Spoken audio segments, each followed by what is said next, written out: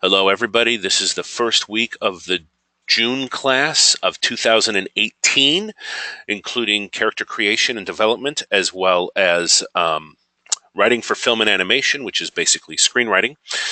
And the first thing we'd like to do, as always, is open the floor up to questions from anybody and everybody. So anybody who has a question, please feel free to chime in. If two people talk, then somebody wait a second, let one person talk first. Go ahead.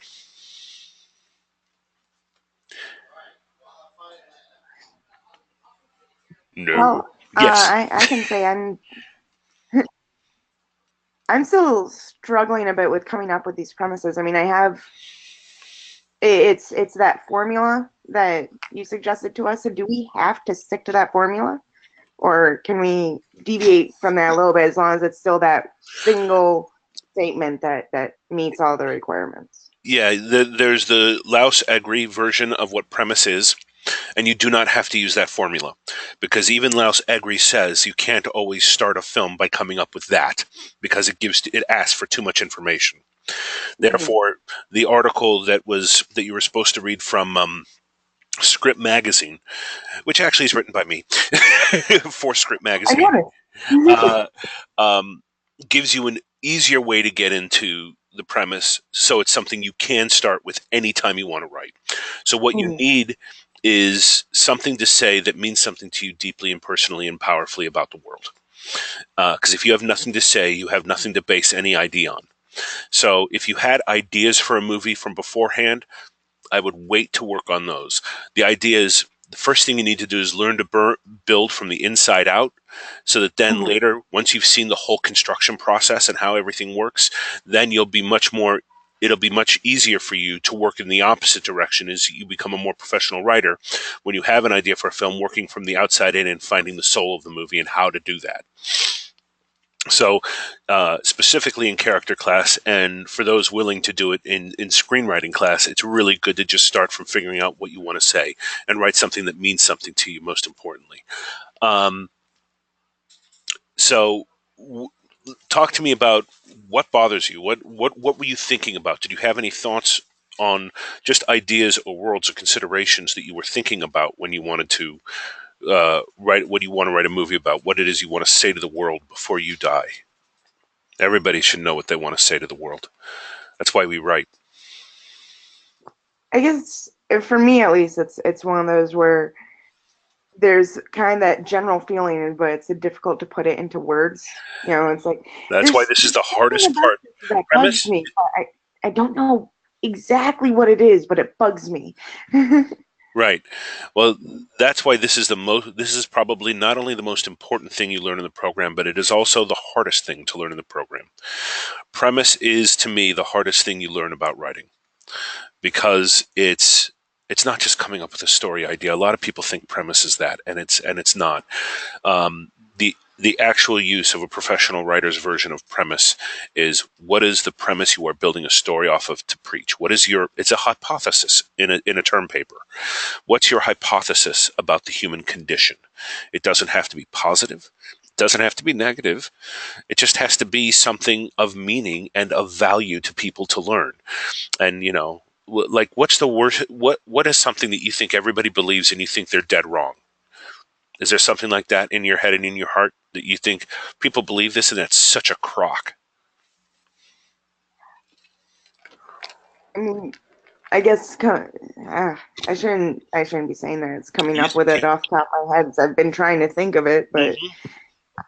again, it's one of those when it comes to you, you know it. But when you're trying to think of it on purpose, then you're just sitting there, Well, um, because I'm it's been trying to stay 3 days away since from. we started the class. Have you thought of anything that is even in the realm of what you want to talk about? Well, I did come up with a couple ideas, but I wasn't sure if you wanted me to bring up like my Sure, specific. sure. Okay. Well, probably my most cliche one that I have that I'm gonna have to adjust at some point is just that nothing is absolute. Like nothing is all good, nothing is all bad, nothing is all anything. Life is a gray zone. Right. All right. Now, if it's not good or bad, you don't think Hitler's bad. ties into another one that I had, that right and wrong are subjective. But I not may think it entirely. was, but But I you don't didn't think they think it are was. entirely subjective. I think there is right and wrong. I think when somebody decides to commit genocide of an entire race or people, whether it's done in Uganda or done to a religion or done to or it's mistreatment or racism or sexism or whatever, all these isms. Whenever people put things into black and white and they label something wrong and try to kill it, I think that is wrong, and I think that there is a black and white in that issue. Um, do you? This is real life talk. This is Yeah, about personally, I writing mean, is about I real do believe things. that. Yeah, no, I do believe that myself, Okay, but I also believe that but then you don't someone believe else everything may is. not Then have you the don't same believe belief. everything is gray. That doesn't work because it's a lie to what you know to be true. So even if it, like, because my belief is also that just because this is all right, I view something as wrong, Right, but I also think that whoever has made this decision to go through with these acts, they view as right. Otherwise, why would they be doing it? right. And I guess that's more what I'm going with. The right and wrong are subjective. It doesn't. So what you're saying is an individual can't think anything is right, even if it's horrifically wrong under certain circumstances. Yeah, I mean, I may not agree with them, but there may be something I do that I think is right that someone else thinks is wrong. So But I so can sit here's there and tell you, here's no, I'm right here's a because of this and this and this. so what you're saying is circumstances convince good people to make bad decisions. That's a premise Yeah. All right then. because you're saying uh, awful circumstances convince uh, convince people to make very poor decisions. Okay. That's the Mhm. I don't know how what you want to talk about the decisions or or what are the situations. You want to be as specific as possible as to what kind of situation creates what kind of person. I mean, I was a child who knew abuse. My parents married and divorced each other 3 times. So to say I've seen what conflict looks like up close and in a painful way is an understatement. I think that's why I'm a better writer, honestly, is Mhm. because I think great writers have seen really rough times because we have a lot to say and we can really comment on realities that maybe not all people are exposed to. So think about the situations that you feel. You can get deeper into it, but what you were saying was that circumstances can make good people do horrible things. And Mhm. that sounds like a strong premise to me. Do you agree? Does that sound like something you'd want to write Uh, about? yeah, I mean that. But that means at the end of your movie, just so you understand, because the premise mirrors the movie, at the end of your Mhm. movie, a good person is going to do a horrible thing. Right. And you have to be willing to write that into a movie. If Right. not, what your premise needs to be is about how do you stop good people from doing horrible things based on their situations, or something like that. So make sure the ending matches what it is you're trying to say at the end of the movie. And it can be a horrible tragedy, and Mhm. it could be this really the story of what makes a man like Hitler happen. You know, Mhm. it's stuff to think about. It's powerful and it's meaningful, and it will say that you have a voice and something to say in the world. And I think it's edgy, and people will be interested in hearing it. Yeah, well, that yeah, that definitely clears it up quite a bit, and I'm gonna have to rethink my other my premises a bit now before tonight. But no, It's, that clears it up. Thank you. that's why I'm doing it today on Wednesday before they're due. I gave everybody enough time to read all the material, and then we get a little talk in, ask any questions you want before you have to turn something in. And remember, I'm not grading tonight's assignment, whatever it is you turn in. Mhm. You're doing a version of it to get some peer feedback. I don't believe that I'm a firm believer in messing around with something before you turn it in. I never turn in a first draft to anybody of anything. I need time to think Right. about it. I show it to a friend. I get some feedback. You do not have to always take the feedback you are given, but you do have to consider whether what they're saying is logical, and you do need to think about what it means and if it should affect what you're talking about. Because some people will give advice, and some people give notes and advice that actually don't follow the lessons in the assignments.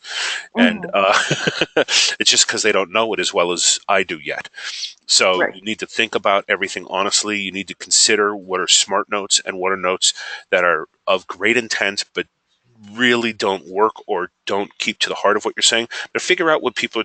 Here's the thing: when you get notes, 99% of the time they're absolutely right that there's a problem, and then 99% of the time when they tell you what the solution is, they're wrong because they're not in your head to be able to re-explain what it is that you're trying to do or say. So their suggestion would be the way they would conquer that problem. Now, that problem may suit the way they want to conquer it, may suit what you're trying to do, but you don't always have to act like that. You don't have to always take the person's idea for how to fix it.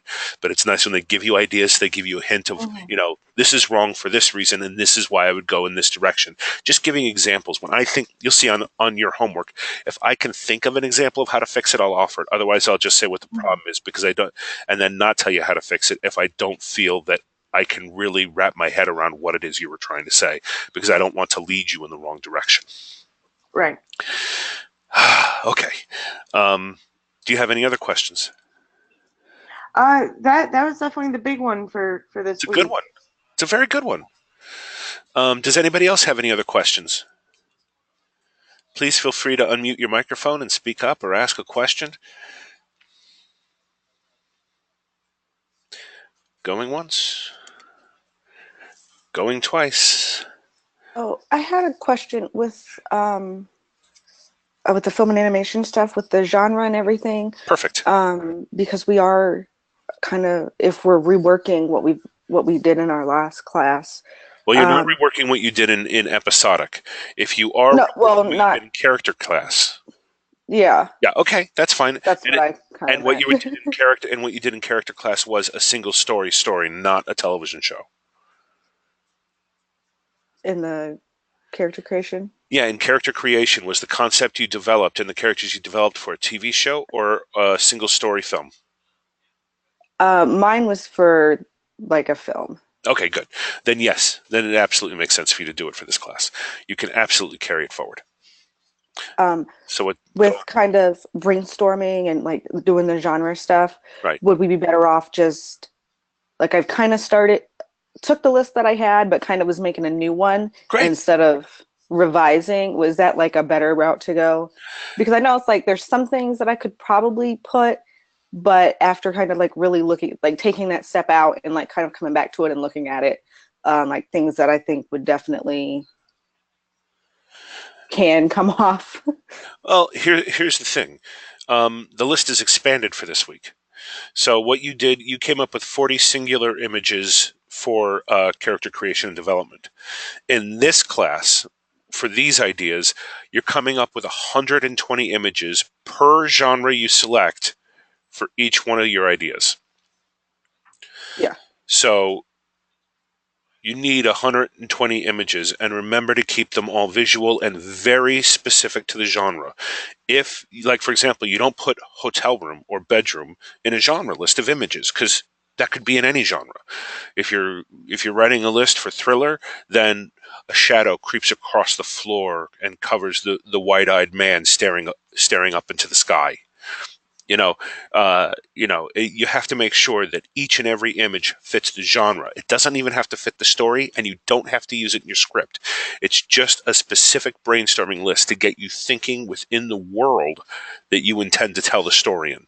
And so don't feel like you have to use them. Like, for example, if you're writing a historical picture, you may start writing about kings and queens and stuff like that, but the movie may not be set in that period, but you're thinking about monarchy then, and you're thinking about things and the way things were run in period.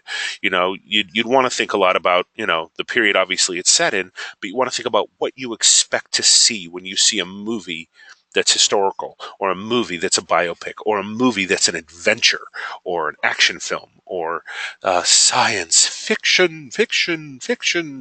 Everything needs to have everything needs to be explored and clearly delineated what you expect to see when you see a movie in the tone you're going to write it. So that's what it's all about. Okay. And make sure you have at least 120 for each genre you pick. So if you pick an idea with 2 genres in it, you have to write 2 separate brainstorm lists. Okay. Okay. Does that answer your question?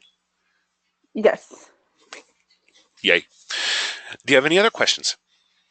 Actually, in relation to that question, like, as I've been going through my list and I'm focusing on fantasy, I'm, like I said, I'm Love big it. into So much fantasy, imagery to play with. which again, I know it, but when you're trying to write it down, all of a sudden your mind goes blank. That's why I Uh, make you do it, because you have to start doing it. You have to, mhm. everybody has a great story idea they want to tell. And then when you go to write it, you have to know you can execute it. And that's why you Right. have to brainstorm. So this is the best thing for you. Watch a So fantasy movie. So, watch Lord of the Rings and see glowing swords and see orcs and trolls and goblins and that's what I wanted to ask is, a lot of the things in my list, I just listed like a fantasy creature or right. something. And then Which there are was other things where it's more specific. Is that okay? Yeah, yeah. But then what you should do as you expand it out more is now put those things from the fantasy world and try to paint them into situations.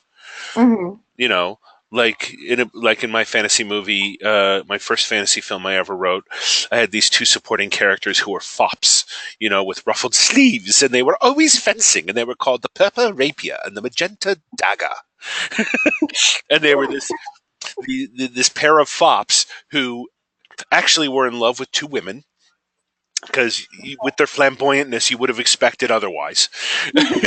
um, and you know, the purple rapier and the magenta dagger. Just have fun saying it. Have fun, and then you got to give them something to do. So the fops Hmm. fencing for a woman's honor. What do fops do? Give it a situation. Give Okay. these words that you realize are fully ingrained in the genre, give them something to do, give them some physical apparatus, start visualizing situations, because you'd be surprised some of those situations you may start thinking about how trolls and stealing babies or eating babies or doing something awful or eating lions for lunch, but then later what you may decide is, what, that eating lions for lunch may be a cool thing to give to my antagonist, Hmm. whether he's a troll or a person or a whatever, because as you expand upon ideas, there's no saying how you can use it or what you're going to choose to do with it when you're writing the actual script. And you may not use many of the images. You'll want to use some because you want to make sure every scene is really set in a place that really promotes the visuality of the genre, because that's how movies are sold. People buy based on genre. So Hmm. does that help?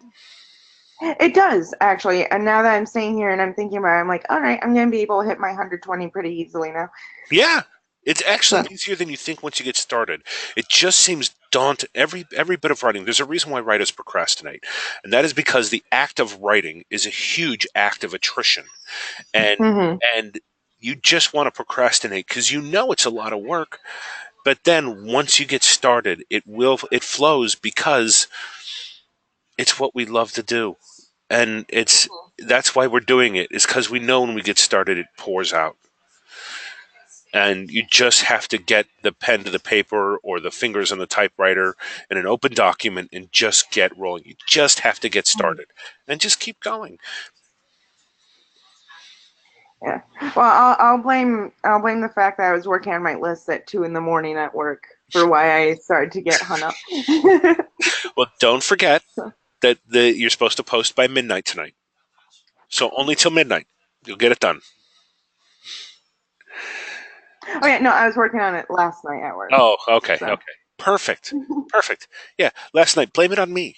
Say, Professor Tabb made me do it. It's all his Mhm. fault. You can call him, and I'll go, yep, I made her work really hard. I'm sorry, but she's going to be brilliant, and you're lucky you have her as an employee. Boom. Do you have any And other? what else? Did you have any other questions? Okay, this time I think I actually am good. Okay. Does anybody look? There's no limit. I'm here to help everybody here, and I'm not leaving until I answer everybody's questions. So, does anybody else have any questions?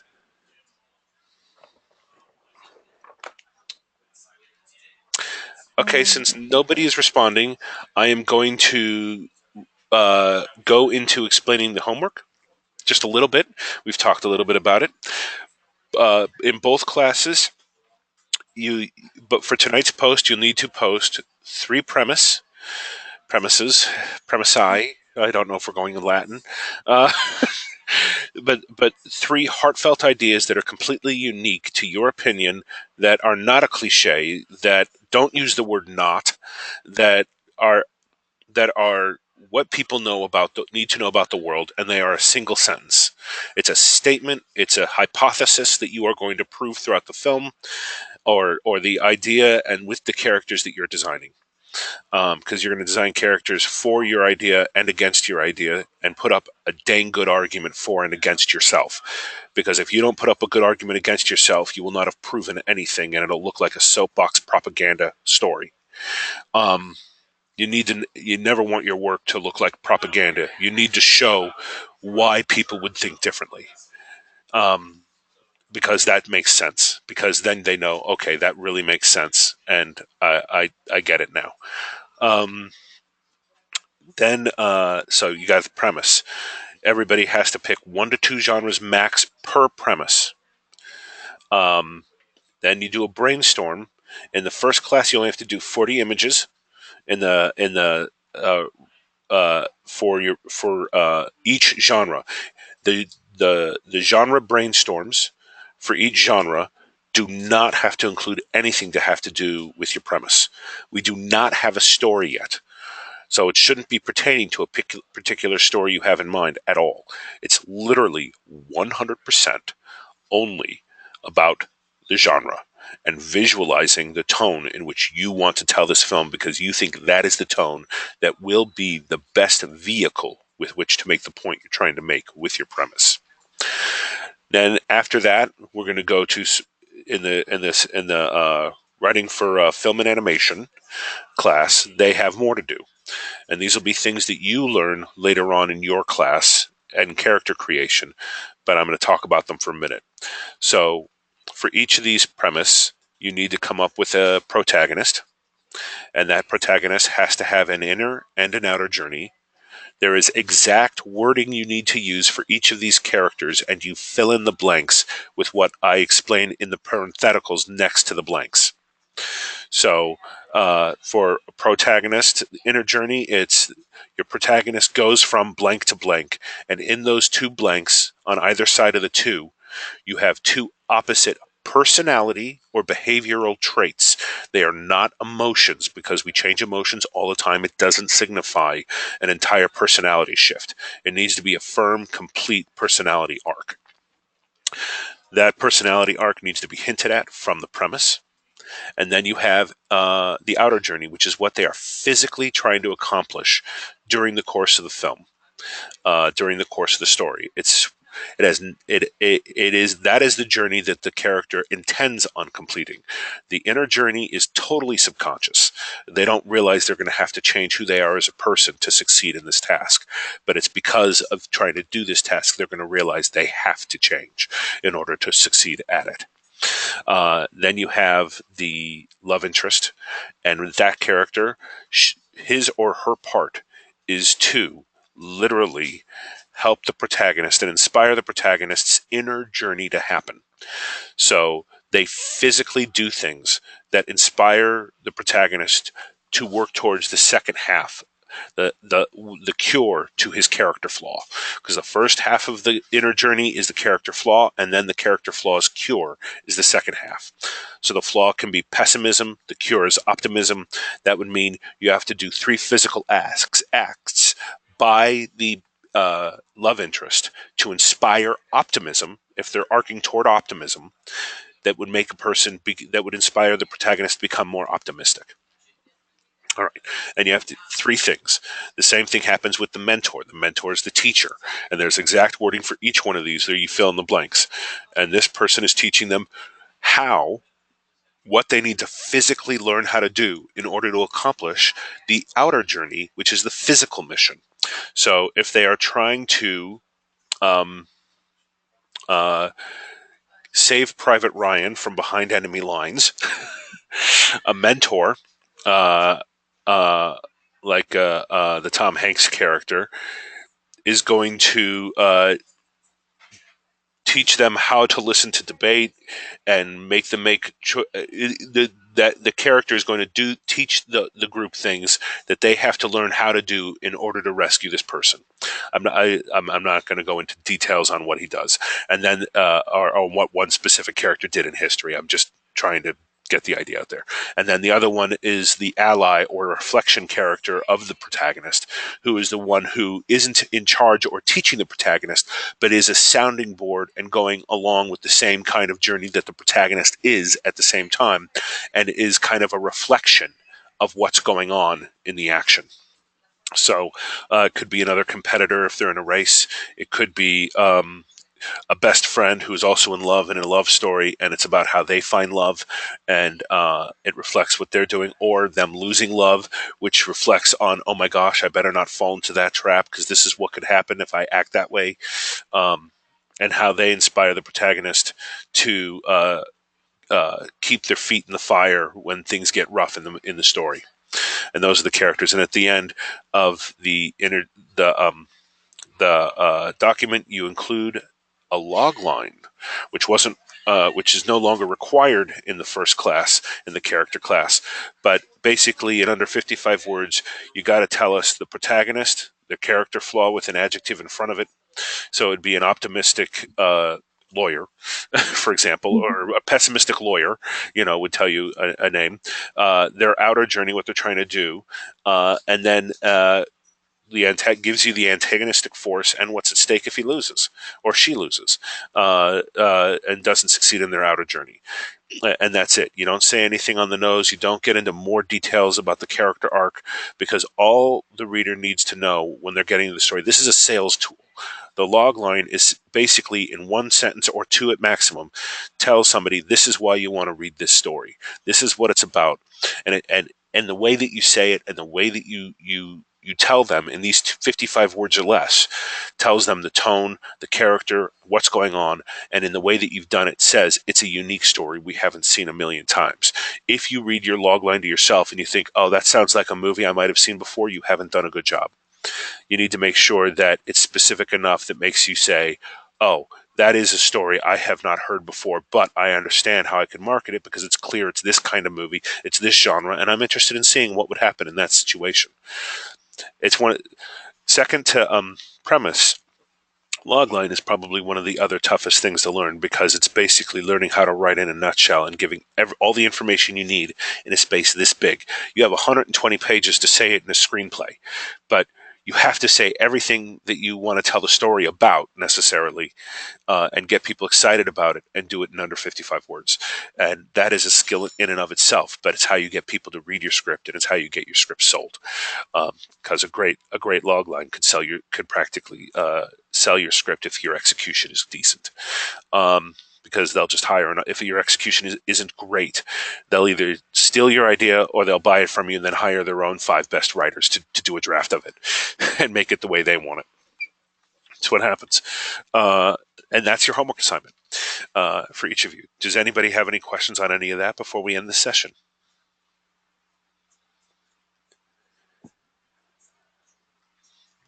I'm assuming that's a no. I want to thank you for coming out, all 4 of you. I do appreciate you taking the time and making sure you do it. You have my email address if you have questions, and have a wonderful rest of your week. And I look forward to your submissions that I get to see on Sunday. You'll turn in everything tonight for each other's feedback. You'll give each other feedback on Friday on everything that they turned in, but you only have to comment on 3 different people's works. And then on Sunday, you'll take that feedback into consideration. You don't have to change everything they say to change. This is still your story, but do listen to every note they give you. And when you give other people notes, make sure it applies, if you can, to the rules of what I'm teaching, so that it makes sense and you can point out, look, this doesn't work and this is why. Tell them why it's not working. If there's a rule that it's breaking, then mention it so that it's clear. Don't just say, what is it if without the not? Tell them you can't use not in a premise. Remember, it's not a negative statement; it's a positive statement. It's what you're trying to tell us what is, not what is not. in a premise. All right, that's it. Have a great rest of your week. I can't wait to see what you guys come up with this week, and thank you for coming. Thank you. You're very welcome.